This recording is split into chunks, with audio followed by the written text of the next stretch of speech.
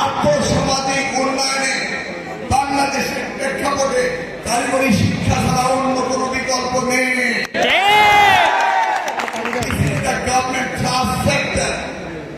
এই সেক্টরকে সবচেয়ে বেশি গুরুত্ব দিচ্ছেন মাননীয় প্রধানমন্ত্রী।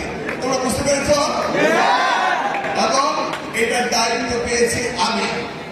কোন অবস্থাতে কারিগরি শিক্ষাকে নেগলেক্ট করা যাবে না। কারিগরি শিক্ষাকে তোমরা আবার হায়ার এডুকেশনের সাথে নিয়ে যাও না। Higher education, engineering college, engineering university, সেই হায়ার এডুকেশন নিয়ে আমি বলছি না।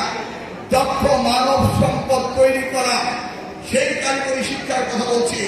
যে কারিগরি শিক্ষা হাতে কলমে শিখতে হবে, যে কারিগরি শিক্ষা এই দেশকে ডেভেলপ করবে।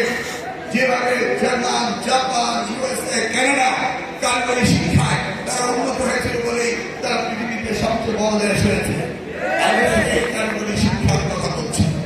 কারিগরি শিক্ষার মধ্যে যা উচ্চতর শিক্ষা যাবে তাদের জন্য শহীদ রাষ্ট্রপতি জিয়া রহমানের সময় থেকেই সেই সুযোগ দেওয়া আছে। সেই সুযোগ যারা নেবে পিরামিড, সকলকে পিরামিডে উঠিয়ে যাওয়ার কোনো প্রয়োজন নেই।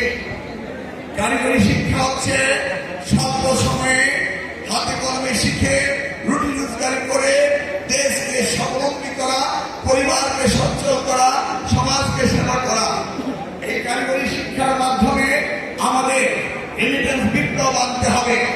সেই কারিগরি শিক্ষা আমরা বলছি হাতে কলমে শিক্ষা। ইন্ডাস্ট্রি একাডেমিয়ার যে লিঙ্কের প্রয়োজন রয়েছে সেটা আমাদের করতে হবে। কারিকুলাম যেটা প্রয়োজন সেটাই করতে হবে। এখানে বাড়তি পড়ালেখা, অযাচিত পড়ালেখা, সময় নষ্ট করার কোনো প্রয়োজন নেই। বুঝতে পেরেছেন? সেই কারিগরি শিক্ষায় আমরা তোমাদেরকে দেব। আর যারা কারিগরি শিক্ষা হায়ার এডুকেশন করবে তাদের জন্য ইঞ্জিনিয়ারিং কলেজ রয়েছে, ইঞ্জিনিয়ারিং ইউনিভার্সিটি রয়েছে। শিক্ষকদের সমস্যা আমাদের অ্যাড্রেস করতেই হবে। তোমাদের আবাসন সমস্যা, সকলকে এই গণপ্রজাতন্ত্রী বাংলাদেশ সরকারের আবাসন দেওয়ার মতো সম্পদ আমাদের নেই, কিন্তু একটা মিনিমাম পার্সেন্টেজ দিতে হবে। সেই জায়গাটিতে পদে অপূর্ণতা রয়েছে, সেটা আমরা অ্যাড্রেস করবো।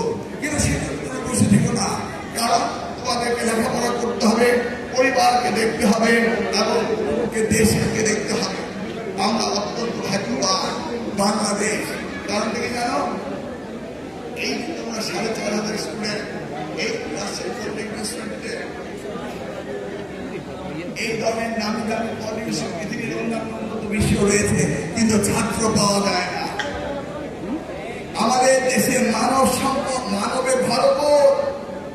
আমাদের দেশে মানুষের কোনো অভাব নেই, কিন্তু মানবকে সম্পদে রূপান্তরিত করতে হবে। এই দায়িত্বটি হচ্ছে সরকারের, এই দায়িত্বটি হচ্ছে এখানে যারা বসা করে। তোমরা জানো উন্নত বিশ্বে বেশি মানুষ মারা যায়, কম মানুষ জন্মগ্রহণ করে। এই মানুষকে Japan, Canada, German, south Korea, America, পৃথিবীর সব দেশে মানুষের অভাব। আর আল্লাহ আমাদেরকে এত বেশি দিয়েছেন, সেটাকে যদি সত্যিকার আমি ট্রেন করতে পারি এবং তাদেরকে যদি আমরা এক্সপোর্টেবল আইটেম করতে পারি, আমাদের দেশ হবে বিশ্বের সেরা দেশ। আমরা ওই গ্লানি নিয়ে ঘুরতে চাই না যে মানুষে ভরা বাংলাদেশ, কিন্তু কাজের মুখ খুঁজে পাওয়া যায় না। এটা হতে পারবে না। আমরা highly densely populated country in the world.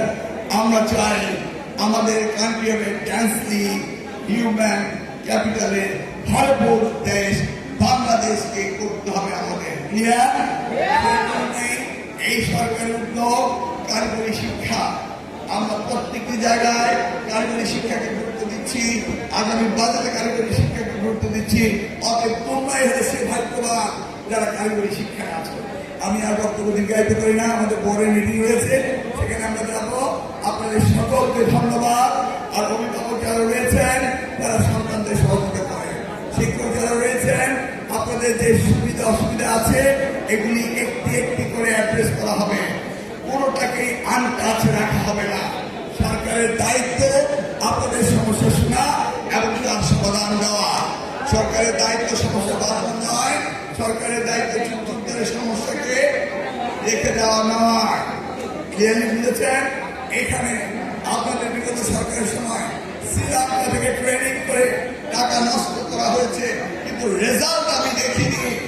যে যে ট্রেনিং করেছেন তার ট্রেনিং এর রেজাল্ট আমি দেখতে চাই। যে যা কাজ করবেন জবাবদিহিতা দেখতে চাই। এই পলিটেকনিক ইনস্টিটিউটে প্রত্যেকটি ক্লাসরুমে সিসি ক্যামেরা সেট করতে হবে। টিচাররা ছাত্রদের সাথে কি পড়া সেটা আমি ঢাকায় বসে দেখবো। কোনো ফাঁকি চলবে না, না তোমাদের চলবে না আমাদের চলবে। জবাবদিহিতার সম্মুখীন তোমাদের হতে হবে। আপনার ক্লাসরুমের টিচার যান কিনা, পড়ান কিনা, স্টুডেন্টের রেসপেক্ট কিনা, এইটা অবজার্ভ করতে হবে। আমি যে বিষয়গুলোতে কথা বলেছি,